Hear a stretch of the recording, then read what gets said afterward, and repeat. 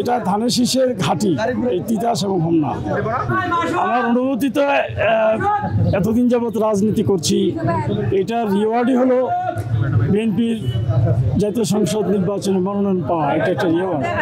সুতরাং আমার যে পরিশ্রম, দলের জন্য আমার যে ত্যাগ, সেই রিওয়ার্ড আমি মনে করি আমার নেতা তারেক রহমান দিয়েছেন। এবং আজকে এই নির্বাচনী এলাকাটা, এখানে ধানের শীষের এলাকা, ধানের শীষ ব্যাপক জনপ্রিয় এখানে। এটা ধানের শীষের ঘাঁটি, এই তিতাস এবং হোমনা। এবং এর আগেও আমাদের নেতা এম কে নওশাদ হোমনা থেকে বেশি ভোট পেয়েছিলেন এই তিতাসে। সুতরাং তিতাস যেহেতু বিএনপির ঘাঁটি এবং বিএনপির দুর্গ বলতে পারেন, সুতরাং আমি একইভাবে আশা করি যে আমরা এখান থেকে বিপুল ভোটে আমরা বিজয়ী হব।